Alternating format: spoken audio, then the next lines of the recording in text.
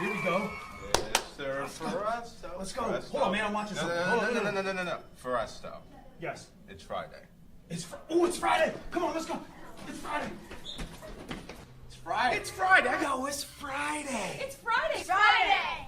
It's Friday. It's Friday. It's Friday. It's Friday.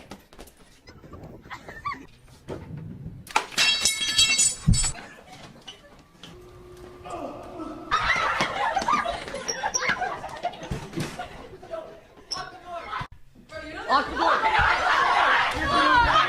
Have a seat. We're gonna air in 3, 2, 1.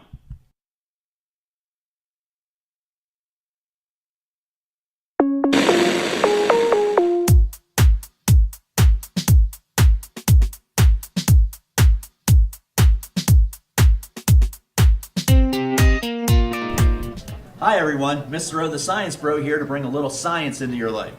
How hard is it to catch a rocket without damaging it?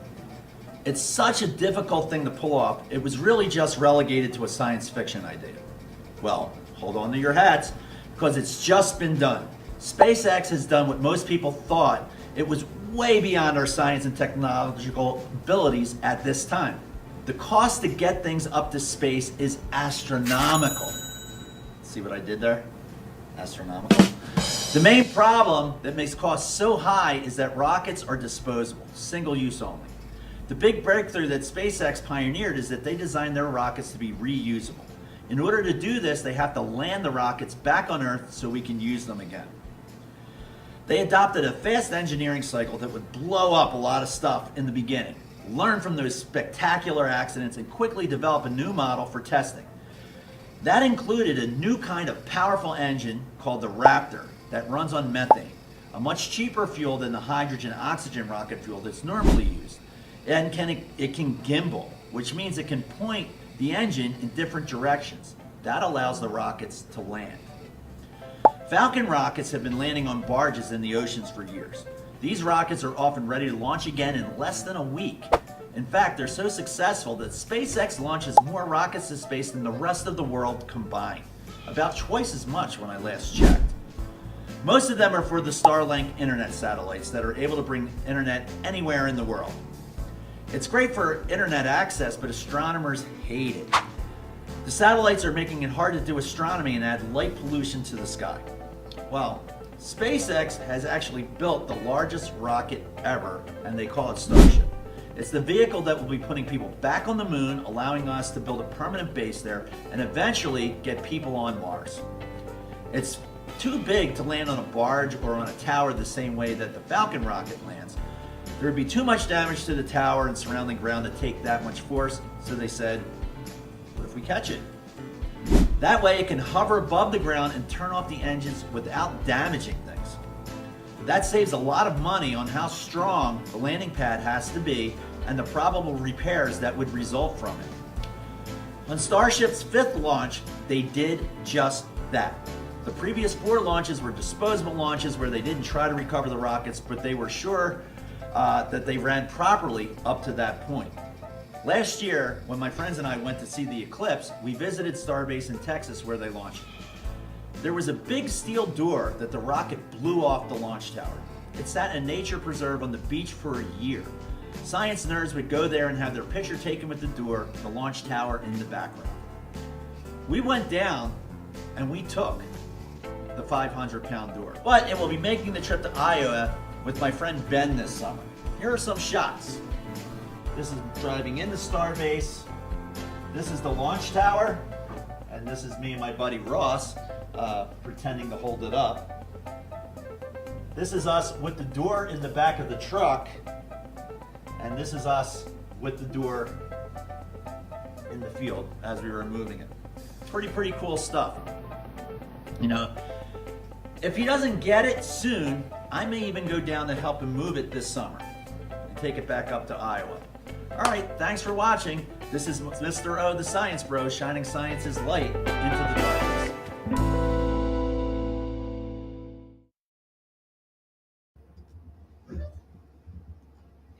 Good morning, Pendale. My name is Bella. And I'm Alexia. And thanks to Mr. O for his episode on rockets. Now for some school announcements. Student Council will be hosting a Candygram sale at lunches from April 2nd to April 8th. Each lollipop is $1 each. Send one to a friend, a classmate, a teacher, or yourself. They will be delivered before spring break. Starting next week, t-shirts for Blue and White Day will be on sale in room 227 during pen time. The cost is $7 in cash. Please make sure you come with a pass from your teacher. Sales end April 11th, so don't wait to get yours. Congratulations to our members of our Penndale Jazz Band. They had a great performance last Friday night at Penfield's Jazz Festival. The band received the highest rating of Superior, the saxophones received Best Saxophone Section of the Night, and Max Webb received a Soloist Award for his action on drum set. Well done.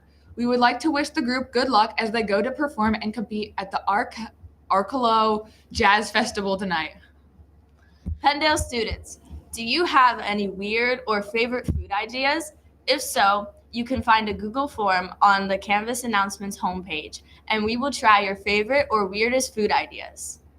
Save the date. The 9th grade semi-formal is May 9th. Tickets are $15 each and start April 21st. If you are bringing an outside guest, make sure to pick up a form at the office. They come out April 10th. Can't wait to see you there. Our next Sway Pay is Friday, April 4th.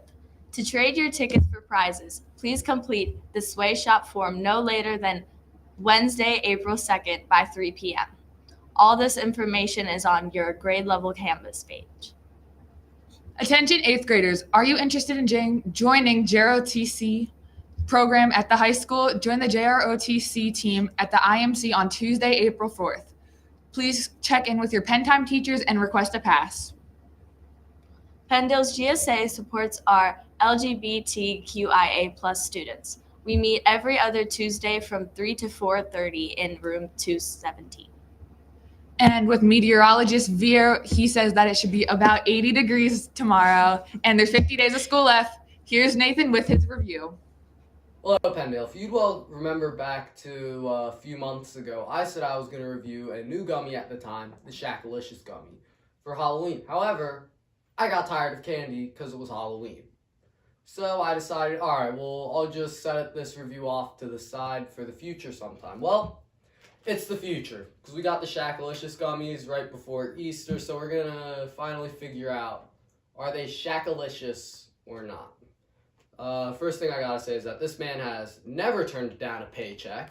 He's got 3 flavors, orange, peach, and berry punch. Just figure out what they taste like. Alright, this is the orange one.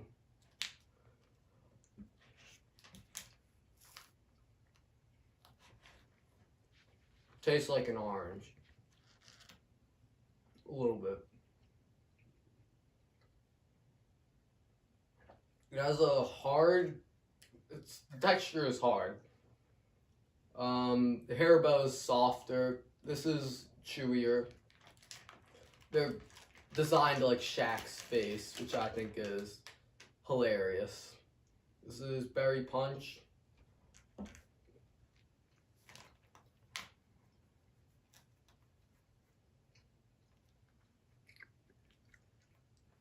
This tastes like a blueberry Jolly Rancher. I can find the peach one. I think I might have gotten the peach and the orange one mixed up. This is orange. The first one was peach. First one tasted like a peach.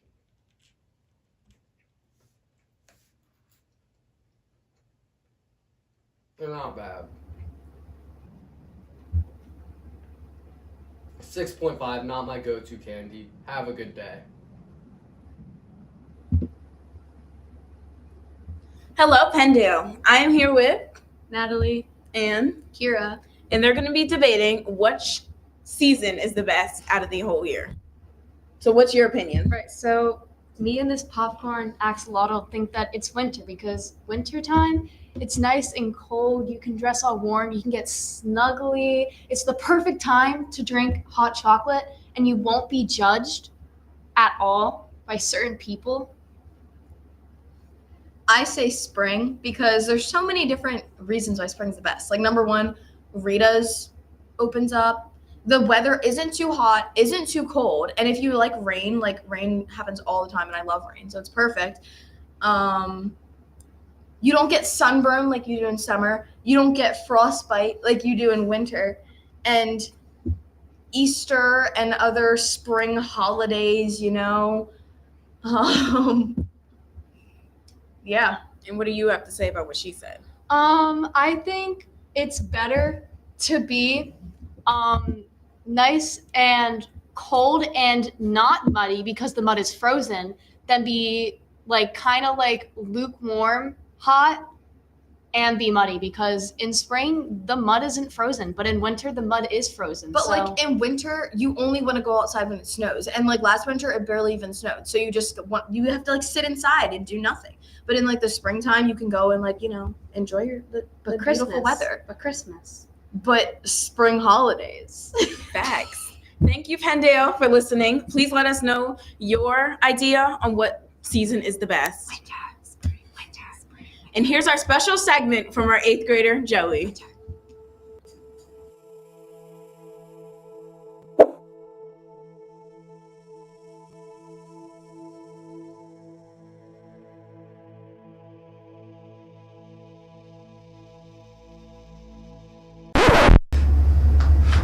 Stop running, Lucas Lennon! If you don't stop running, you're going to be expelled from this school. This is like, you've done this too much, now we'll email your parents home.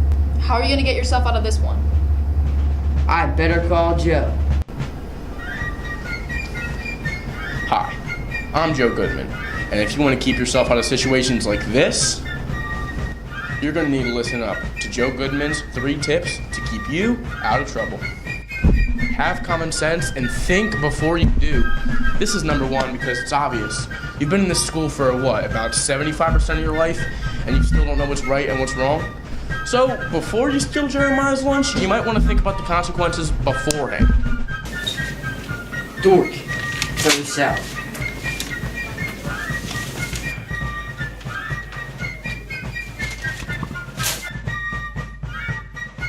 That wasn't Jeremiah's trash, but he still threw it out. Little Jeremiah, he can remember this, and it could eventually end up for your buddies turning on you. Not so relaxing anymore. Last but not least, evolve on your actions. If you're like my buddy Lucas over here getting caught running in the halls, don't do it again. Yeah, it's that simple. Just, if you get caught running in the halls again, consider yourself donezo. Now, all you gotta do is follow these rules, and you're never gonna be in a situation like this again.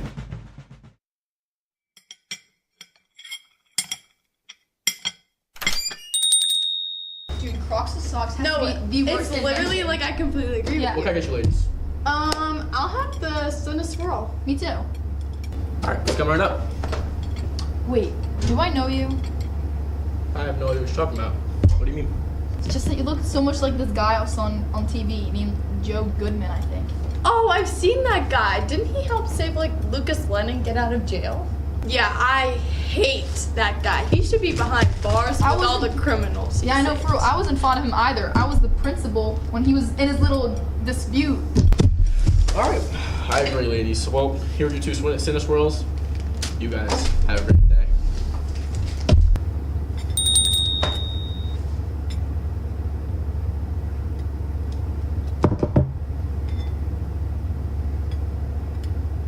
I better call Joe.